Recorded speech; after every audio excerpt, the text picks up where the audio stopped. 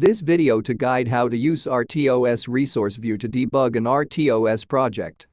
In this demonstration, we've prepared a free RTOS setup for an RA device. Firstly, the RTOS Resource View needs to be opened. Go to Resources Views, then RTOS, and select RTOS Resource View. Make sure the RTOS project is being debugged before using the RTOS Resource View.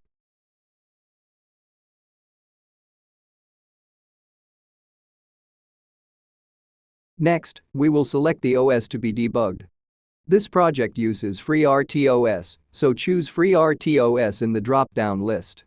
If you don't see the Select OS dialog, it's likely because Never Show Display the Select OS a download option was enabled. You can reopen the dialog by clicking this button.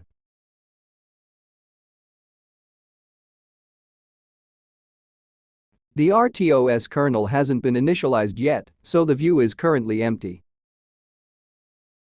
Run the program to initialize the RTOS kernel, then suspend it. The RTOS Resource View now displays data. From the default display, you can see general information about the running program. This section shows the selected OS, free RTOS. This indicates the currently running task. This tab displays the list of tasks included in the program.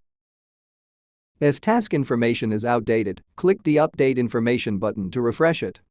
With default setting, RTOS Resource View does not load the stack data. We can change the setting by opening the Stack Setting dialog. Select the checkbox Enable Loading Stack Data. After that, we can configure the stack threshold by inputting to this field. Now resume the program, then suspend it to load stack data.